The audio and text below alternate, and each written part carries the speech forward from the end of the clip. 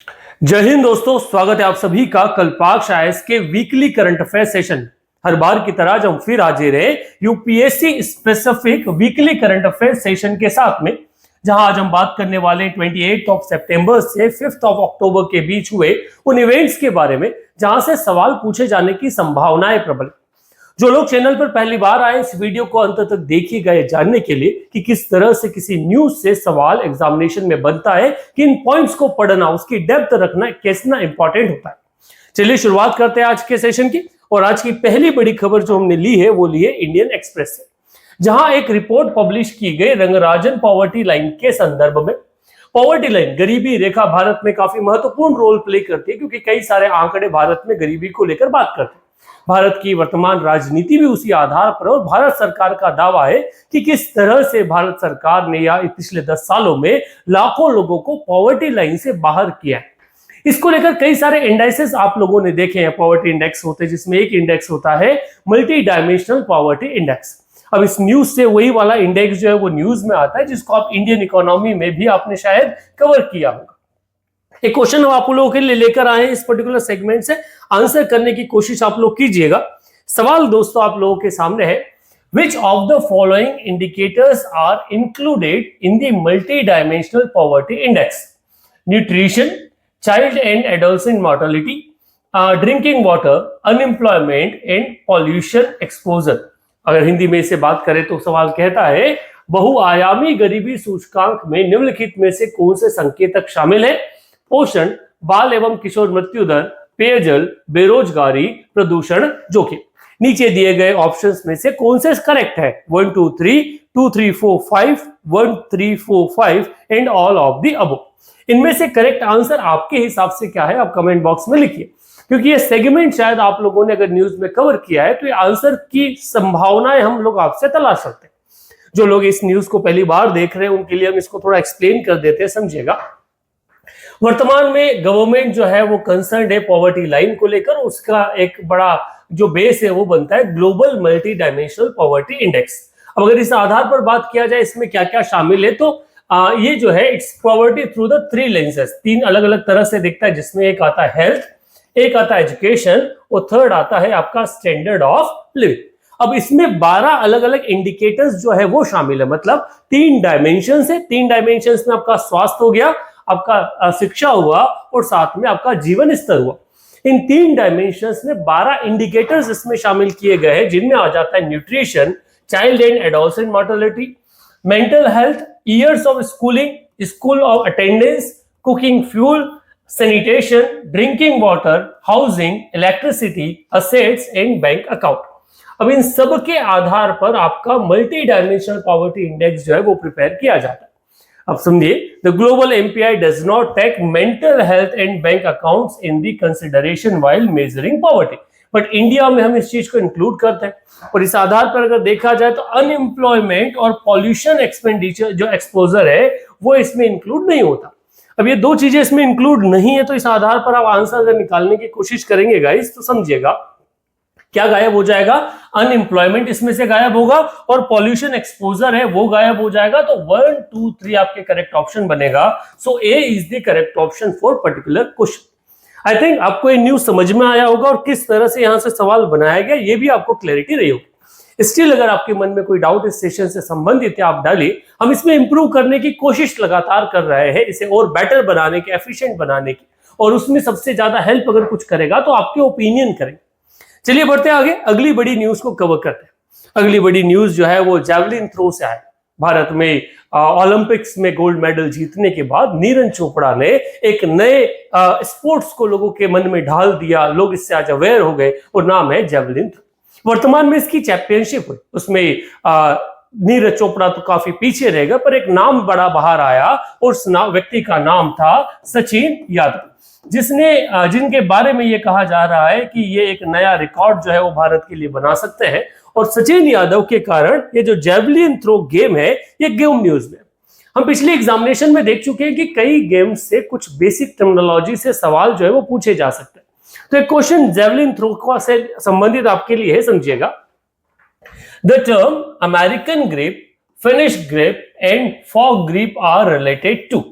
American grip, Finnish grip और fork grip शब्द का निम्नलिखित में से संबंधित है? Shot put, javelin throw, golf and badminton. ठीक है, शॉटपुट, भाला फेंक, गोल्फ और बैडमिंटन, इनमें से किससे संबंधित ये तीनों टर्मिनोलॉजी जो है वो होती है।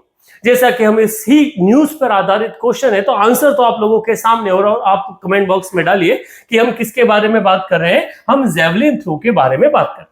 आइए इस टर्मिनोलॉजी को थोड़ा सा समझ लेते हैं कि टर्मिनोलॉजी किस आधार पर एक्सप्लेन करती है। तो ये तीनों टर्मिनोलॉजी जो है वैसा, पहले तो ये जेवलिन थ्रो से निकल कर आती है, और एक टेक्निकल गेम रूप जो है ये जाना गया है। ये फिजिक्स के जो साइंस है, साइंस से बिलोंग करता है। ये एरोडायनामिक्स को क्या करता है, एक्सप्लेन करता है। अब यहाँ पर सबसे पहले आता है आपका अमेरिकन ग्रिप। ठीक है, जिसमें ये जो थंब है वो इनर साइड में रहता है, close to the throwing shoulder. उसको आप क्या कहते हैं, अमेरिकन ग्रिप के नाम से जानते हैं। तो यहीं पर आपका जो नाम आता है वो आता है फिनिश ग्रिप, जो Finland was once a power house of javelin throw, और वहीं से उसको कॉपी वाला जो पार्ट आता है वो आपका क्या आता है, फिनिश ग्रिप। वी ग्रिप जो है वो फॉग ग्रिप के रूप में भी जानी जाती है, जो top of the cord grip के रूप में क्या है, निकल कर आती है। तो ये अलग अलग जगह से किस तरह से आप जेवलिन को पकड़ रहे हैं, उस आधार पर इस ग्रिप को क्या दिया जाता है, नाम दिया जाता है। तो वहां से पर्टिकुलर, तो इस आधार पर करेक्ट ऑप्शन इसका क्या बनेगा, बी। आगे बढ़ते, अगली बड़ी न्यूज को कवर करते, और ये न्यूज आई भारत के रक्षा मंत्री राजनाथ सिंह के द्वारा। राजनाथ सिंह रिसेंटली एक कॉन्फ्रेंस में थे, और उन्होंने पाकिस्तान को चेताया कि अगर सर क्रीक में, जिस तरह से सर क्रीक जो भारत और पाकिस्तान के अगर हम बॉर्डर के बारे में बात करें, तो उस बॉर्डर में एक तो आपने एलओसी का नाम सुना है, एलओसी के बाद में आपका आता है रेड क्लिफ लाइन, और रेड क्लिफ के बाद जो आती है वो आती है सर क्लिफ। अब ये जो सर क्रीक है, इस सर क्रीक के पास में क्या हो रहा है, पाकिस्तान अपने फोर्सेस को बढ़ा रहा है। राजनाथ सिंह ने उस पर रिस्पॉन्स करते हुए साफ बोला कि अगर सर क्रीक के ऊपर कोई भी काम या फिर कोई भी सिचुएशन में चेंज लाने की कोशिश किसके द्वारा की गई, पाकिस्तान के द्वारा, तो पाकिस्तान को भूलना नहीं चाहिए कि कराची का रास्ता वहीं से होकर जाता है। अब इस आधार पर उसे चेताने का था कि भैया तुम कोई और उंगली मत कर। इस कारण से सर क्रीक वर्तमान में न्यूज में है, तो वहां से एक संबंधित सवाल हम आप लोगों के लिए लेकर आए कि सर क्रीक की कहानी पूरी की पूरी क्या है। सो समझिए, the dispute over sir creek was first officially addressed by government of Bombay in 1940, Government of India in 1925, British political agent in Sindh 1910 and Kutch State Administration in 1912। Sir creek विवाद का पहली बार आधिकारिक समाधान निम्नलिखित द्वारा किया गया 1914 के बंबई सरकार में, 1925 में भारत सरकार द्वारा, 1910 में सिंध में ब्रिटिश राजनीतिक एजेंट द्वारा, और 1912 में कच्छ राज्य प्रशासन के द्वारा। आप में से अगर किसी ने इस चीज के बारे में कोई आइडिया है तो आप कमेंट बॉक्स में डालिए, वरना इस पर्टिकुलर न्यूज को हम आप लोगों के लिए एक्सप्लेन कर देते हैं। तो सुनिए, the dispute was first officially addressed by the government of Bombay in 1914। अच्छा, ये न्यूज में क्यों आया, क्योंकि वर्तमान में भी राजनाथ सिंह ने बयान दिया, और राजनाथ सिंह का बयान पाकिस्तान के एडवांसमेंट के ऊपर आया था। सुनिए, ये डिस्प्यूट सबसे पहले कहां एड्रेस हुआ था, government of Bombay in 1914। It resolved a dispute between the Sindh and Kutch region in the then undivided India। ये डिस्प्यूट दो रीजन के बीच में था, एक सिंध और कच्छ के बीच में, जो भारत अविभाजित भारत के रूप में था। And the conflict crossed next nearly 4 decades after the partition and gained steam after 1965 Indo-Pak war। उसके बाद से लगातार बढ़ता गया। After Pakistan was defeated in 1965 war, the run of Kutch, that is the Sar Creek border dispute, went to the UN tribunal. Under 1965 agreement for the determination of border, both nations agreed to establishment of a tribunal to give final determination of the boundary। अब ये बात ध्यान रखिएगा, 1965 में जैसे हमने पाकिस्तान को हराया, उसके बाद में डिस्प्यूट यूएन में गया, किस एग्रीमेंट के था, एग्रीमेंट फॉर द डिटर्मिनेशन और बॉर्डर, और दोनों एक ट्राइब्यूनल बनाने के लिए एग्री हो गए। अगर स्टडी हम बात करें धर्म यूनिवर्सिटी के आधार पर, तो एग्रीमेंट के आधार पर 90% ऑफ इंडिया जो क्लेम है रन ऑफ कच्छ पर, वो कंसीड किया गया, और स्मॉल सेक्टर जो है कच्छ का वो किसको गया, पाकिस्तान को। अब ये तो इस पूरी न्यूज के आधार पर था कि सर क्रीक का मामला क्या है। अब अगर इस आधार पर क्वेश्चन को आंसर करने की कोशिश की जाए, तो क्वेश्चन कैसे आंसर होगा भैया, कि इसको किसने एड्रेस किया, गवर्नमेंट ऑफ बॉम्बे इन 1914। तो क्वेश्चन का आंसर आ जाएगा आपका government of Bombay in 1940। So A is the correct option for particular question. अब यहां तक आपको सेशन कैसा लगा आप बताइएगा। हम आगे बढ़ते हैं अगली बड़ी न्यूज को कवर करने के लिए जहां से सवाल बनने की संभावनाएं प्रबल है। सो अगली बड़ी न्यूज फिर निकल कर आई इंडिया के अपने मिनरल एक्सप्लोरेशन को लेकर। इंडिया ने recently the second mineral exploration contract जो है वो इंडियन ओशियन में जीत लिया है, जो बेसिकली आपका मेडागास्कर के पास वाला जो रीजन है यहां पर आता है।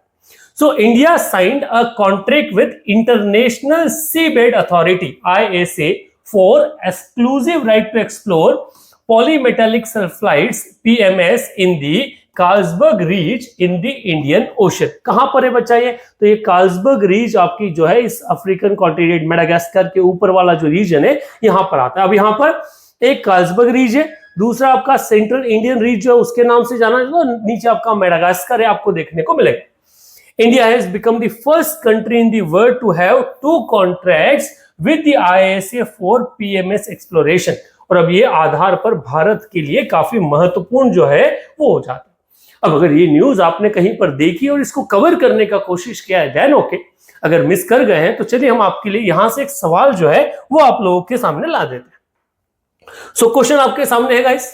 क्वेश्चन कहता है which of the following metal is not among the polymetallic sulfides PMS। Science से संबंधित ये question copper, zinc, gold, magnesium, potassium and silver. Select the correct answer using the code given below. निम्नलिखित में से कौन सी धातु बहुधात्विक सल्फाइड में शामिल नहीं है? तांबा, जस्ता, सोना, मैग्नीशियम, पोटेशियम एंड चांदी। नीचे दिए गए कोटों को प्रयोग करके सही उत्तर को चुनें। साइंस से अगर आप विद्यार्थी रहे हैं, साइंस को आपने अच्छे से पढ़ा है, तो इस क्वेश्चन का आंसर शायद आप लोगों को मिलना चाहिए। अच्छा, जो लोग नॉन साइंस बैकग्राउंड से आते हैं चलिए उनके लिए थोड़ा सा एक्सप्लेनेशन हम लोग लेकर आ जाते हैं, तो सुनिएगा। India has become the first country, ये न्यूज कहां से आया ये हम आपको बता रहे थे। India has become the first country in the world to have the two contracts in this particular region. अगर पॉलीमेटिक सल्फाइड्स के बारे में बात करें तो सीबेड मिनरल डिपॉजिट्स है and they are rich in what? They are rich in copper, zinc, lead, nickel, cobalt, iron, silver and trace amount of the gold। ठीक है, तो आपका क्या क्या इसमें इंक्लूड है बच्चा? इसमें कॉपर है, जिंक है, लीड है, निकल, कोबाल्ट, आयरन, सिल्वर और जो trace of amount of gold है वो भी आपको मिलेगा। Metal that are largely missing in PMS include the alkali and alkaline earth metal, जिसमें magnesium, potassium and which are not produced by the sulfide minerals। तो इसमें से दो चीज गायब हो जाएगा, मैग्नीशियम और पोटेशियम। इस आधार पर करेक्ट ऑप्शन जो है अगर उसको देखा जाएगा बच्चा तो करेक्ट ऑप्शन बनेगा आपका सी वाला 1, 2, 3 and 6, क्योंकि दो चीजें गायब हो रही है, मैग्नीशियम एंड पोटेशियम। अब यहां तक आप समझ चुके हैं कि किस तरह से हमारा सेशन जाने वाला है, और अगर अभी भी आप साथ बने हुए हैं तो बस अपना एक प्रेजेंट जो है वो कमेंट बॉक्स में दीजिएगा। तब तक हम बढ़ते हैं आगे अगली बड़ी न्यूज की तरफ। अगली बड़ी न्यूज गाइस ये फिर हम लोगों ने जो इंडियन एक्सप्रेस से ली, जिसमें कहा गया कि taking train to the Bhutan. लगभग 20 साल बाद भारत जो है वो भूटान तक अपनी जो ट्रेन या रेलवे सर्विस हिमालयन रीजन में वो बढ़ाना चाहता है। So given a historical peaceful relation of India with Bhutan, the two railway projects are expected to strengthen ties and increase trade in entire area, flexibility by the flexing the China in the region। Bharat लगातार भूटान के साथ अपने संबंध जो है उन्हें और अच्छा करने के लिए लगातार वहां निवेश बढ़ा। अब दोनों के बीच में एक नई रेलवे लाइन जो है वो आने वाली है, इसलिए यहां से संबंधित एक क्वेश्चन आप लोगों के लिए जिसे सुनिएगा। Consider the following statements. The Indian government has announced two cross-border railway projects which will connect Bhutan with the bordering areas of Assam and West Bengal। Second statement, currently the Himalayan nation of Bhutan has only 40 kilometers of railway network। Which of the above statement given are correct? Hindi में सुनिए, सवाल है कि भारत सरकार ने दो सीमा पार railway परियोजना की घोषणा की है जो भूटान को आसाम और पश्चिम बंगाल के सीमावर्ती क्षेत्रों से जोड़ेगी। वर्तमान में हिमालयी राष्ट्र भूटान में केवल 40 किलोमीटर का रेलवे नेटवर्क है। ऊपर दिए गए कथनों में से कौन सा सही है? केवल एक, केवल दो, एक और दो, दोनों, या नहीं एक और नहीं दो? जिन लोगों को इसके बारे में थोड़ा बहुत आइडिया है वो अपना आंसर कमेंट बॉक्स में डालिए, और जिनको नहीं उनके लिए हम थोड़ा सा एक्सप्लेनेशन जो है वो कर देते हैं। सुनिए, The central government announced the two cross-border railway projects spanning of 69 kilometre and 20 kilometre respectively. एक 69 किलोमीटर का अलग है जो कोरकंजर आसाम से गोल्फ जो भूटान वाला गेलिप वाला रीजन है उसको कवर करेगा, और दूसरा 20 किलोमीटर वाला जो है वो बनरहट वेस्ट बंगाल से समथिस भूटान जो है उसे कवर करेगा, जिसकी लागत लगभग 3,456 करोड़ पहले के लिए और 577 करोड़ दूसरे के लिए आने वाले। इस आधार पर अगर देखा जाए तो पहला स्टेटमेंट जो है वो तो आपका करेक्ट हो गया। दूसरा statement, the Himalayan nation of Bhutan does not have any railway network, मतलब अभी तक वहां कोई भी रेलवे नेटवर्क अवेलेबल नहीं है, तो 40 किलोमीटर वाला भी क्या है, गलत।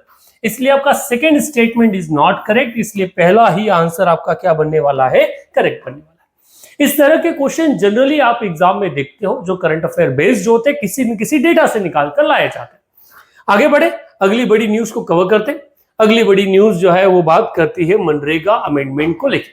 वर्तमान में मनरेगा को लेकर कुछ बेसिक चेंजेस भारत सरकार करने वाली है, और उस आधार पर वहां के ग्राउंड वाटर जो एग्जेशन है उन्हें ब्लॉक लेवल पर 4 अलग अलग कैटेगरी में बांटा गया है, जिसमें over exploited, critical, semi critical and safe condition में रखा है। तो the centre had amended schedule 1 of the Mahatma Gandhi national rural guarantee scheme act 2025 that minimum amount is spent on water conservation and water harvesting work in rural block or subdivision। वर्तमान में जो भारत का जल शक्ति मंत्रालय है वो भारत में वाटर स्कैसिटी से लड़ने के लिए लगातार कोशिश कर रहा है, और उसी आधार पर बेस ये पर्टिकुलर न्यूज है। अब यहां से संबंधित एक क्वेश्चन आप लोगों के लिए है, उस क्वेश्चन को सुनिएगा। क्वेश्चन कहता है, consider the following statement, over exploited blocks are where the stage of groundwater excavation is over 100%. Block with the groundwater excavation between the 90 to 100% are characterized as semi-critical. Slab block are those having the stage of groundwater excavation equals to the less than 70%. How many of our statement given are correct? सुनिए question. अति दोहित block वो है जब भूजल निष्कर्षण में 100% से अधिक हो चुका है, 90 से 100% वाला अर्ध संकटम में आता है, और सुरक्षित वो है जो 70% के बराबर या उससे कम। इनमें से दिए गए आंसर में से कौन सा ऑप्शन जो है वो सही? अगर आपने न्यूज कवर की है देन ओके, वरना हम थोड़ा सा एक्सप्लेनेशन आप लोगों के लिए ले लेते हैं, समझिए। जो over exploited blocks are where the stage of ground water extraction is over 100%। इस आधार पर पहला स्टेटमेंट क्या है, करेक्ट है। Block with the ground water extraction between 90 to 100% are characterised as critical and those between 70% and 90% classified as semi critical, while the block safe are the less than 70%। इसलिए second statement जो है वो तो incorrect हो जाएगा, पर third statement क्या है वो करेक्ट है। इस आधार पर बी जो है वो करेक्ट ऑप्शन बनता है इस पर्टिकुलर क्वेश्चन के आधार पर। So the only two option are correct in the given things। जो 90 to 100% वाला जो है वहां पर आपको चीजें मिल जाएंगी। So इस तरह के क्वेश्चन आप एग्जाम में देखते हैं। ठीक है, आगे बढ़ते हैं, अगली बड़ी न्यूज को कवर करते हैं, जो फिर वर्तमान में हुई एक बड़ी ट्रेजेडी से ली गई। रिसेंटली आपने सुना कि एक कप सिरप के डोज के कारण लगभग 11 बच्चे जो है अपनी जान गंवा बैठे, जो मध्य प्रदेश के खंडवा रीजन से ये न्यूज निकल कर आई थी, और उसके बाद इस पर्टिकुलर जो सिरप है, कप सिरप, उसको बैन कर दिया गया है, और इस आधार पर कई सारे एडमिनिस्ट्रेटिव डिसीजंस जो है वो लिए गए। इनके ऊपर अलग अलग टेस्ट जो है वो की जा रहे हैं। अब यहां से संबंधित एक न्यूज है बाजार में, इसलिए इस केमिकल के बारे में हम थोड़ी सी बात जो है वो कर लेते हैं। एक क्वेश्चन आपके सामने सुनिएगा, with reference to diethylene glycol consider the following statement. It is a toxic industrial chemical. It is used in the manufacturing of cup syrups. Which of the above statement are correct? Only one, only two, both 1 and 2, and neither 1 nor 2. सुनिएगा, diethylene glycol के संदर्भ में निम्नलिखित कथनों पर विचार कीजिए।